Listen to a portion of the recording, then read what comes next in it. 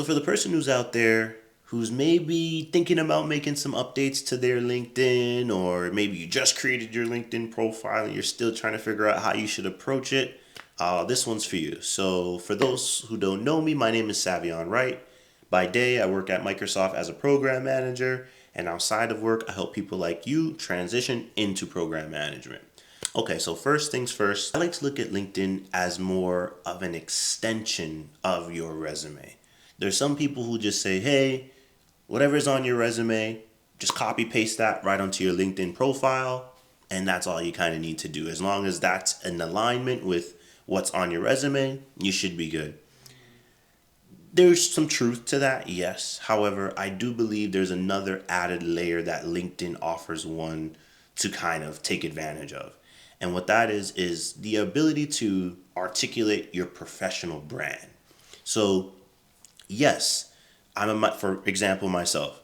Yes, I'm a program manager at Microsoft. However, I'm more than just a program manager, in my opinion. And on my LinkedIn, for example, when you jump on my LinkedIn, what you'll see in the header is builder, leader, speaker. And normally, once you go on someone's LinkedIn, you'll see their name, whatever role they're in, and whatever company they're at. Yes, that's a tactic that can be used. But what's the difference of going down a couple sections into your experience section, and I'm going to see the first experience and your job you're at anyway? So how can you use your, profile or your header on your LinkedIn to basically tell more of a story, or just for it to be more intriguing?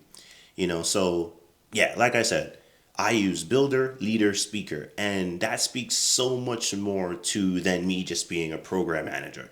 Yes, as a program manager, I am a builder, like, managing teams, ensuring that the success of projects are happening. Cool. You know, leader, as a program manager, you need to be a leader. Essentially, you need to be either have skills in leadership and or just have leadership qualities about you. So I explicitly articulate that in my header as well. And then speaker, and that's more of like a an aspiration of mine, and I kind of use this YouTube channel as an opportunity to practice my speaking.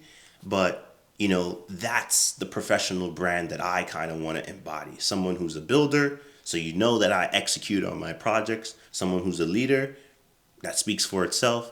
And then someone who's a speaker as well. Hey, you never know. Maybe we can call this guy in to come speak. Hey, hint, hint. So all of that is what I kind of do to extend my resume. So my resume is going to have, my experiences, maybe some personal projects. I also like to include a personal statement on my resume, which is just, really, they have objectives, where you can kind of talk high level of what you've done. But I kind of use my personal summary as a way to get whoever's reading my resume into how I think, and you think about it. When you're going on a job hunt, essentially these roles are looking for somebody to be a right fit for their team. And I think at least on your resume, you have in a personal summary, at least you have the opportunity to articulate more than just what your experiences section says about you. Maybe you can hint at, for me, it's how I like to think, the influences and how design in general has influenced like my life and how I look at life, how physics and my background in there has kind of altered or impacts how I think. So that is everything that one will be able to get just from my resume, much less now when you go to my LinkedIn profile. Yes, it's going to have those similar experiences. It's going to have maybe the same personal summary I just added to the about section on LinkedIn. But like I said, adding those personal, professional brand touches to your LinkedIn in whatever form or fashion just overall gives you or let someone know more holistically about who you are as a person, in my opinion, that is. So that's one thing I'll say is like, get away from thinking that your LinkedIn is just going to be a replication of your resume. It's more than that, and use it as an opportunity to showcase your professional brand. Now, how to use LinkedIn. And I'm just now, just to be honest, getting into or realizing the power of posting consistently on LinkedIn. I'm still trying to get to or working on the muscle of posting consistently on YouTube.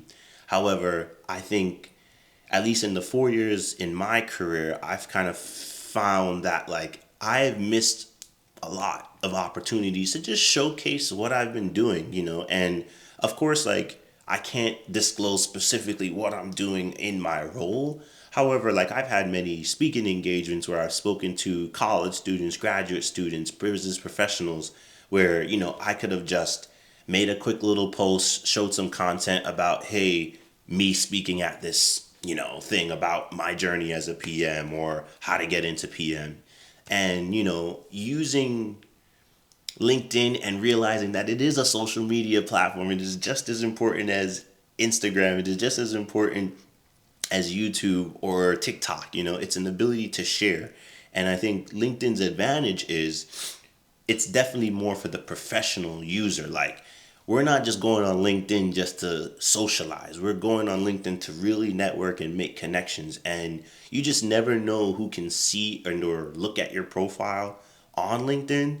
And based on maybe things you've shared, you might have in some common ground with someone. You just never know. So it's like I want to start using my LinkedIn as another form of showing my professional experiences, and what I can do outside of just the management of projects or products as a program manager. So definitely lean into, you know, that side of things as well. And like, how can I use LinkedIn as a way to showcase who I am professionally and showcase the things that I'm doing outside of work specifically. Because your work accomplishments are one thing, but it tells a whole nother story about the character and the person you are of the things that you're doing outside of work, especially if it's unrelated to work, because we're all multifaceted people. And I know for me, it's kind of hard to like lock in on one thing all the time. I'm getting better though. But yeah, my goal for my LinkedIn moving forward is to start showcasing more of what I'm doing outside of work. For example, this YouTube, like this whole channel is to help people transition into program management. And if you're already in program management, ideally grow within your career. So why not post this stuff with other potential professionals who are maybe looking for jobs on LinkedIn.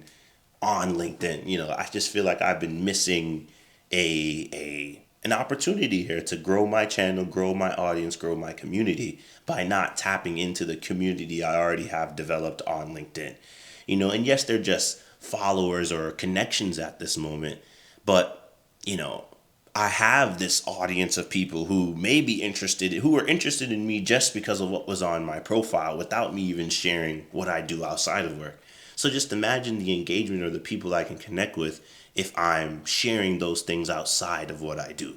Imagine the opportunities that can arise if you just know it's the internet. So you just never know who might see what, who might know who send your or share your post with somebody. And next thing you know, speaking engagement or, a job or, some opportunity could be missed. So as far as growing my channel, as far as letting people know, or I'll say more professionals know, like about what I'm doing outside of work or in my career, I want to start leveraging the power of LinkedIn a little bit more. So yeah, that's that. So we talked about, overall, you want to use your LinkedIn to kind of showcase your professional brand and use it as an extension of your resume. That's one thing. Two, let's start using LinkedIn as a way to showcase our skills and or experiences outside of like job experiences. So maybe it's projects you're working on, a nonprofit you volunteer for, a speaking engagement you did. Let's use LinkedIn to showcase all of that because it just helps overall, you know, showcase who you are holistically. And, it's one thing to be qualified for a specific role, but what if you can have more impact in that job outside of just the role you're applying for? And that's the power of LinkedIn, in my opinion. Now, I've also gotten the question, do recruiters look at LinkedIn? I'm not a recruiter, so I'm not 100% sure, and I'm not going to really speak on that. But the whole thing with your job hunt is that you want to just showcase yourself the best that you can. And that requires effort, that requires sitting down, doing the thinking, getting clear on what is it you want to do, why is it that you want to do it. And once you're clear on your why, that should provide enough fuel for you to do whatever work is required to, make sure you're representing yourself professionally in the digital world as well. So I definitely think that's important. What else could I touch on here? Like, use LinkedIn to start those initial networking kind of like conversations. So, what I appreciate about LinkedIn is that you can kind of be nosy as to what people do. If I want to get in touch with a Microsoft recruiter or X company recruiter, I'll say, all I literally have to do is go to the search bar on LinkedIn and just type in company recruiter, and then the names or different names of people at that company may pop up. And that's your opportunity to just say, hey, I just applied to a role at this company. Let me just DM you really quick. And in a previous video of mine, I mentioned that, just because a recruiter or a job or role is available on their career site doesn't mean that like every recruiter that works at that job has access to that role. So it's really about getting in touch with the recruiter who is the primary recruiter on that role that is appearing on that career site. I hope that is clear.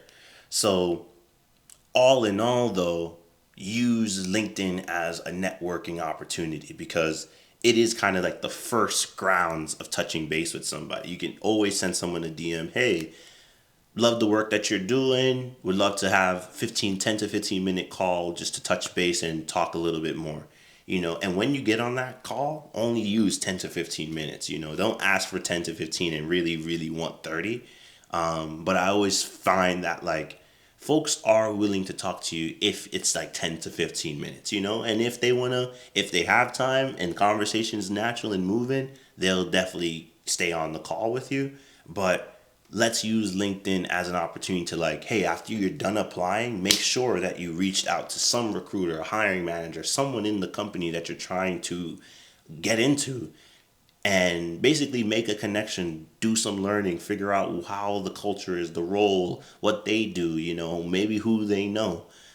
If they know the recruiter that is for this specific role, like your goal is to use LinkedIn to do like that internal networking to then help set you up for success, on the interview or to get the job, So I know I'm kind of rambling a bit, but I just want to make sure I'm covering everything. But I think I covered everything. Like, LinkedIn is very important in 2024.